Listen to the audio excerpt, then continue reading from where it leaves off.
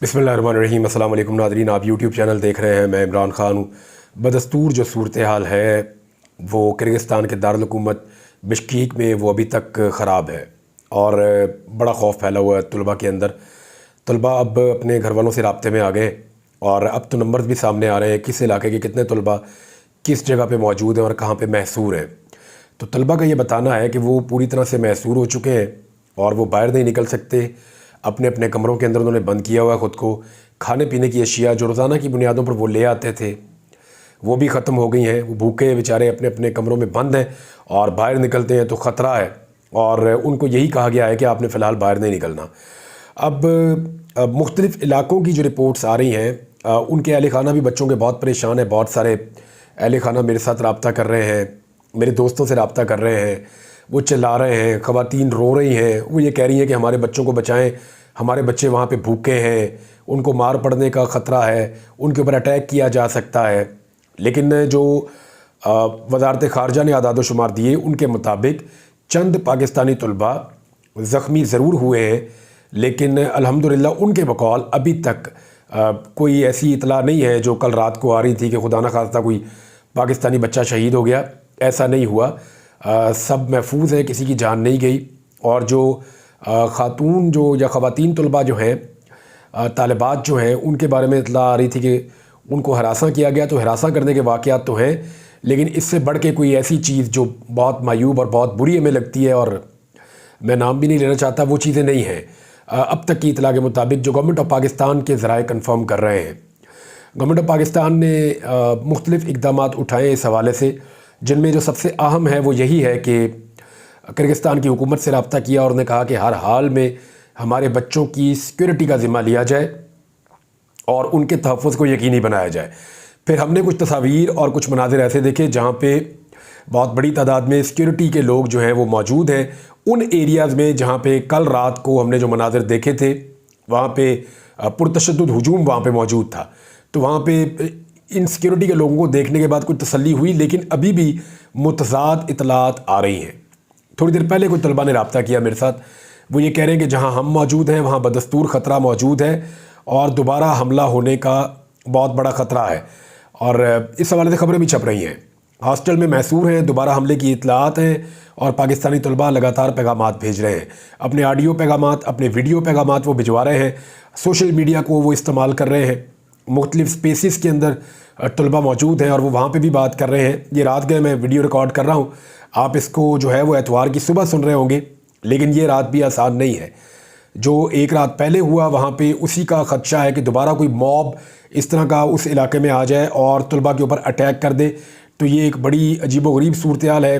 पाकिस्तान के मुख्तलिफ़ इलाकों से, भक्कर से, कोटली से तलबा बहुत बड़ी तादाद में मौजूद हैं। फुटाबाद से, जनूबी पंजाब के इलाकों से तलबा बहुत बड़ी तादाद में वहाँ पे मौजूद हैं। बदीन के तलबा वहाँ पे मौजूद हैं और तलबा अपने नाम के साथ अपनी अपनी वीडियो जारी करते हुए बता रहे हैं कि वो अभी तक महफूज हैं, लेकिन वो महसूर हैं।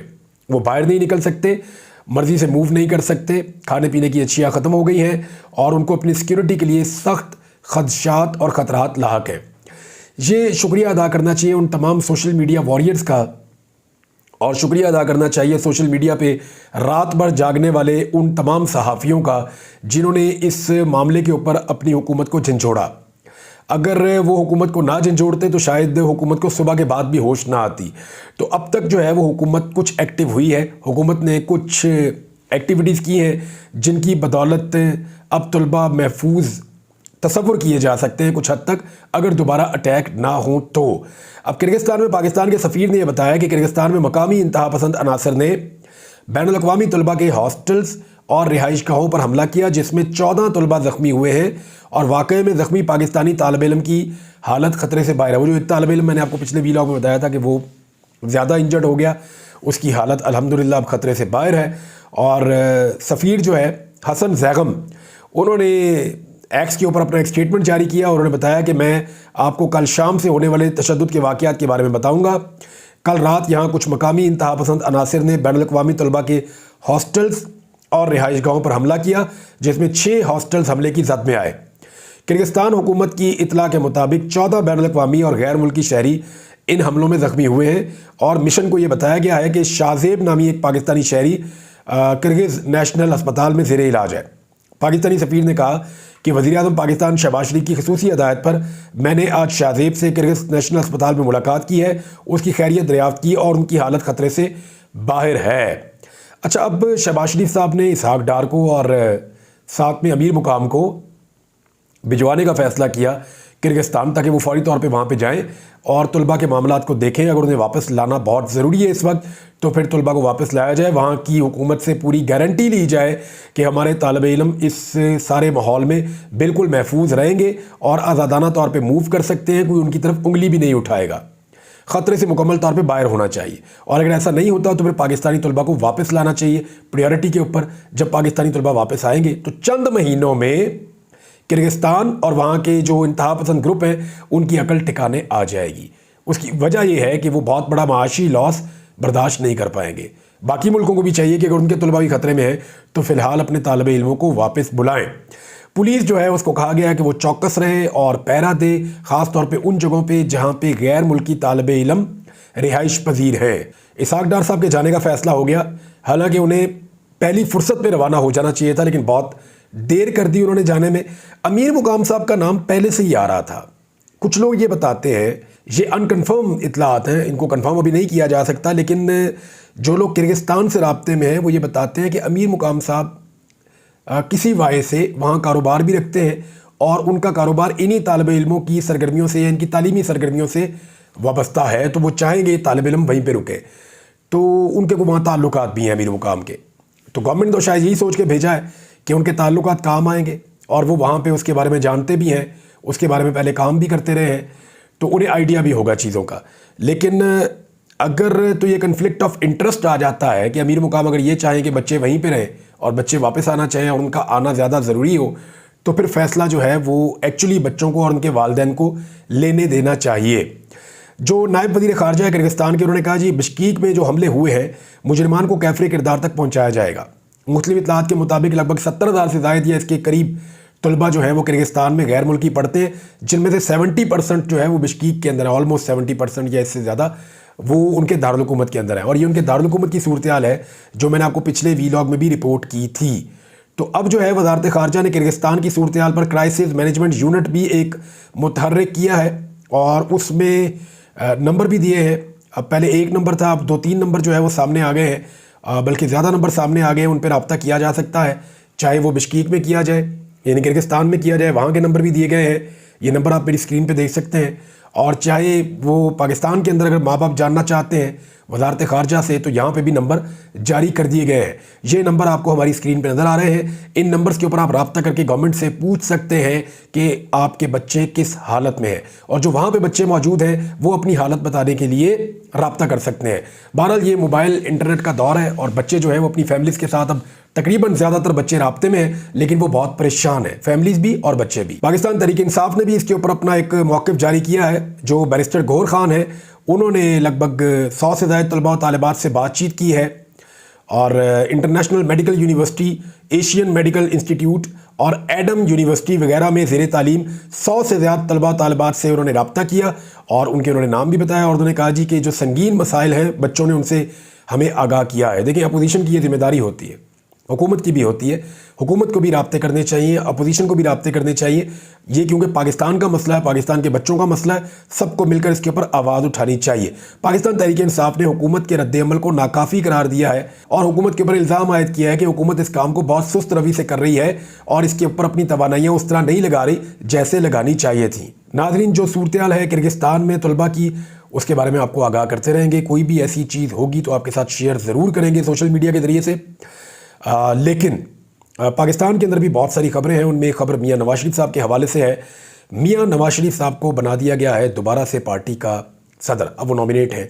अब PMLN के अंदर बराए नाम ही इलेक्शन होगा, जिस पे इलेक्शन कमीशन ऑफ पाकिस्तान को कोई एतराज़ नहीं होगा। PMLN जैसा मर्जी इलेक्शन करवाए, एक कमरे के अंदर फैसला करके भी दे देगी तो इलेक्शन कमीशन को मंजूर हो जाएगा। इलेक्शन कमीशन कोई एतराज़ नहीं उठाएगा, कोई उंगली नहीं उठाएगा। अब PTI 150 दफ़ा भी इलेक्शन करवा दे तो इलेक्शन कमीशन ऑफ पाकिस्तान को कभी भी काबिल कबूल नहीं होगा, जब तक कि पाकिस्तान तहरीक इंसाफ के चेयरमैन वो बातें मान नहीं लेते जो उनसे मनवाई जा रही हैं। बहरहाल मियाँ नवाज शरीफ साहब ने इस मौके पर स्टेटमेंट दिया। उन्होंने कहा जी बताया जाए कि क्या वजह थी जो 1993 में हमारी हुकूमत का तख्ता उल्टा गया। 30 साल गुजर गए, मियाँ साहब को आज तक नहीं पता चला गया कि उनकी हुकूमत का तख्ता क्यों और कैसे उल्टा गया। बिल्कुल वैसे उल्टा गया मियाँ साहब जैसे आपने जुनेजो को पीठ में छुरा घोंपा, जैसे आपने 2 मरतबा बेनज़ीर भुट्टो की हुकूमत गिराई, जैसे आपने यूसुफ रज़ा गिलानी को निकलवाया, जैसे मियाँ साहब आपने अभी इमरान खान को निकलवाया। आपने हमेशा साजिश की है, हमेशा हर साजिश का मेन मोहरा मियाँ नवाज शरीफ साहब आप रहे हैं। तो आपसे ज़्यादा तो किसी को नहीं पता कि हुकूमतें कैसे गिरती हैं और क्यों गिराई जाती हैं। बहरहाल मियाँ नवाज शरीफ साहब ने कहा कि बहुत अरसे बाद अपनी पार्टी के लोग इकट्ठे उन्होंने किए, तो उन्होंने कहा बहुत अरसे बाद हम इकट्ठे हुए हैं, पूरी पार्टी की आदत यहाँ मौजूद है और आप सबको मैं प्यार देना चाहता हूँ। लेकिन मियाँ साहब ने कुछ बातें और भी कही। एक तो उन्होंने कहा 1993 में हुकूमत गिराई गई, क्यों गिराई गई।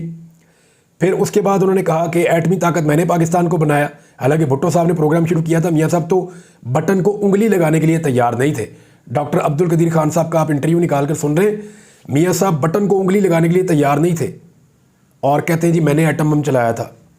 फिर मियाँ नवाज शरीफ साहब ने कहा कि मैं पाकिस्तान के साथ जो भी करता रहा, फिर मार्शल लॉ लगा दिया गया और 27 साल की सज़ा सुनाई गई। फिर मियाँ साहब ने कहा कि इमरान खान ने मेरी पीठ में छुरा घोंपा। यानी जो भी आता है ना वो मियाँ साहब की पीठ में छुरा ही घोंपता है। यानी कभी मियाँ साहब कहते हैं परवेज़ मुशर्रफ ने मेरी पीठ में छुरा घोंपा, कभी कहते हैं जरदारी ने घोंपा, कभी कहते हैं किसी ने घोंपा, अब कह रहे हैं इमरान खान ने मेरी पीठ में छुरा घोंपा। जो भी आता है वो मियाँ साहब की पीठ में छुरा ही घोंपता है। एक्चुअली मसला पता क्या है, मियाँ साहब ने हमेशा इस कौम की पीठ में छुरा घोंपा है। कौम को अपने पीछे लगाकर, उनको इनकलाब के ट्रक की बत्ती के पीछे लगाकर मियाँ साहब हमेशा डील मार लेते हैं। अब मियाँ साहब जो हैं वो कुछ शिकवे और गिले कर रहे हैं कौम से। मियाँ साहब ने एक कहा कि मुझे अपनी कौम से भी गिला है कि जब उनके वज़ीर आज़म को निकाला गया तो फिर कौम क्यों नहीं निकली। ये मियाँ साहब का गिला है। अब मामला यह है कि जब वज़ीर आज़म को हटाया गया और कौम चुप बैठी रही, 3 बंदे बैठकर 25 करोड़ आवाम के मुंतखब नुमाइंदे को कैसे नाअहल कर सकते हैं। अब मियाँ साहब चाहते हैं जी कौम बाहर निकले। तो कौम मियाँ साहब बाहर तो तब निकले ना जब आप खुद बाहर निकले। कौम आपके लिए तब निकले ना जब आप डीलें करना बंद करें। जिस वक्त खड़े होने का टाइम होता है मियाँ साहब आप हमेशा लेट जाते हैं। आपको जब कहा गया, एक इशारा किया गया IGI बना दे, आपने टक करके बना दी, फ़ौरन बना दी मियाँ साहब। आप उस वक्त कहते ना मैं नहीं बना रहा, कौम आपके साथ खड़ी होती। उसके बाद दोबारा आपने बेनज़ीर की हुकूमत गिराई, आपको एक इशारा है, आपने कहा हुकूमत गिरा दूंगा, आपने गिरा दी। फिर साजिश की आपने, फिर आपने दोबारा साजिश की, फिर परवेज़ मुशर्रफ के दौर में फिर आपने साजिश की। फिर आप जब खड़े होने का टाइम था, आप परवेज़ मुशर्रफ से डील करके अपने सारे साथियों को जेलों में छोड़ के आप पाकिस्तान से मियाँ साहब भाग गए। फिर वापस आए, फिर आपने एस्टेब्लिशमेंट की गुलामी कर ली और फिर आप काला कोट पहनकर मेमो गेट स्कैंडल के अंदर पहुंच गए फिर अदालत में, एक इशारे के ऊपर। मियाँ साहब जब तक आप इशारों पे चलते रहेंगे ना, ये कौम आपका इशारा नहीं समझेगी। कौम जो है वो लीडर के पीछे खड़ी होती है, डीलर के पीछे खड़ी नहीं होती है। अभी 2018 में आप मुश्किलात में आए, आपने गिरफ्तारी दी, बहुत अच्छी बात है। आपको चाहिए था कि आप वहाँ स्टे करते। आप कभी इस अस्पताल में, कभी उस अस्पताल में, कभी आप कहते हैं मैं बीमार हो गया, कभी आप कहते हैं मेरे प्लेटलेट्स थले चले गए, कभी आप कुछ कहते हैं, कभी कुछ कहते हैं। फिर पाकिस्तान से बाहर जाके आप इलाज भी नहीं करवाते। कौम बेवकूफ़ तो नहीं है ना। एक आदमी जो है वो बहुत थोड़े से प्लेटलेट्स लेके जहाज़ पे चढ़ता है, जैसे ही उतरता है जाके हीथ्रो एयरपोर्ट पे लंदन के अंदर, उसके एकदम प्लेटलेट्स ऊपर चले जाते हैं। हाउ इज़ इट पॉसिबल मियाँ साहब? लोग बेवकूफ़ नहीं है। आप लोगों को बेवकूफ़ बना सकते हैं 1 दफ़ा, 2 दफ़ा, 3 दफ़ा नहीं बना सकते। और आपको तो लगता है कि लोग इतने बेवकूफ़ हैं कि आप सारी ज़िंदगी बनाते रहेंगे और वो बेवकूफ़ बनते रहेंगे। वो बहुत थोड़े से लोग हैं जो अपने मफाद के लिए आपके पीछे चल रहे हैं। पाकिस्तानी आपकी हकीकत समझ गए मियाँ साहब। आपने हमेशा डील मारी है। पाकिस्तानी डीलर को पसंद नहीं करते, वो लीडर को पसंद करते हैं। देखिए इमरान खान पहली दफ़ा फंसा है, लेकिन उसने डील नहीं मारी। उसने कहा ये मेरा मौक़िफ़ है, मैं इसके ऊपर खड़ा हूँ। कौम उसके साथ खड़ी हो गई। आपको भी पता है मियाँ साहब, आप एक जलसा नहीं कर सके, आप एक जुलूस नहीं निकाल सके मियाँ साहब, आप एक रैली नहीं कर सके जिसको कहा कि पॉलिटिकल पार्टी की रैली है। कुछ भी आप नहीं कर सके। ख्वाजा आसिफ ने अपने मुंह से कहा कि नवाज शरीफ अस्पताल में पड़ा था और जब उससे पहले एहतजाज भी करा था, लोग निकले ही नहीं हमारे लिए, लोग एक डंडा खाने के लिए तैयार नहीं है। तो मियाँ साहब डीलरों के लिए लोग डंडे नहीं खाते, लोग लीडरों के लिए डंडे खाते हैं। जब आप मुल्क के मफाद के लिए खड़े होंगे ना तो लोग आपके साथ खड़े हो जाएंगे। लोगों को लगेगा मुल्क का मफाद है, हमारा भी मफाद है। और जब आप जाती मफाद के लिए खड़े होंगे ना तो लोग कहेंगे दफ़ा करो, इनका अपना मफाद है, हम क्यों इनके साथ खड़े हों। आज भी मौका है मियाँ नवाज शरीफ साहब, आपको चाहिए कि आप इक़्तिदार को लात मारें जिसको आप नहीं मारेंगे, क्योंकि आपकी बेटी और आपका जो भाई है उन दोनों को इक़्तिदार दिलवाने के बाद अब आप इनकलाबी बनने का नाटक कर रहे हैं। आप इनकलाबी नहीं हैं मियाँ साहब, आप इनकलाबी नहीं हैं। आप बिल्कुल इनकलाबी नहीं, आप हो भी नहीं सकते, क्योंकि आपकी जो सारी की सारी सियासी बुनत है वो इनकलाब के बगैर है। थोड़ा सा इनकलाब का तड़का लगाने के बाद जैसे ही अवाम खड़ी होती है, आप डील करके निकल जाते हैं हमेशा। और इन्हीं डीलों की वजह से लोग आपके साथ खड़े नहीं होते। गिला मियाँ साहब आपका नहीं बनता, गिला अवाम का बनता है आपसे, कि मियाँ साहब हर दफ़ा आप इनकलाब की ट्रक की बत्ती के पीछे लगा के हमें खुद आप फ्लाइट लेके पाकिस्तान से बाहर चले जाते हैं, और अभी भी ज़रा सी मुश्किल आएगी फिर आप निकल लेंगे। लिहाजा ये कौम आपके झूठे और जाली इनकलाबी बयानिए को सुनने और उस पर यकीन करने को बिल्कुल तैयार नहीं है। हाँ, कौम किसके साथ खड़ी है इसका डेमो देखना आपने मियाँ साहब। आज आपकी हुकूमत है वफाक में भी और पंजाब में भी। सिर्फ इतना सा काम करें, इमरान खान को अदालत तक ले आए एक दिन, सिर्फ अदालत तक ले आए आप एक दिन के लिए, और अदालत से वापस जेल तक ले जाएं। आपको पता चल जाएगा कौम किसके साथ खड़ी है और क्यों खड़ी है। फिर जाना जाके जेल में मिलके इमरान खान से पूछना कि उसने ये सब कैसे किया। वो आपको बताएगा कि लीडर और डीलर में फ़र्क क्या होता है। अब तक के लिए इतना ही। अपना ख्याल रखिएगा, अपने इस चैनल का भी। अल्लाह हाफ़िज़।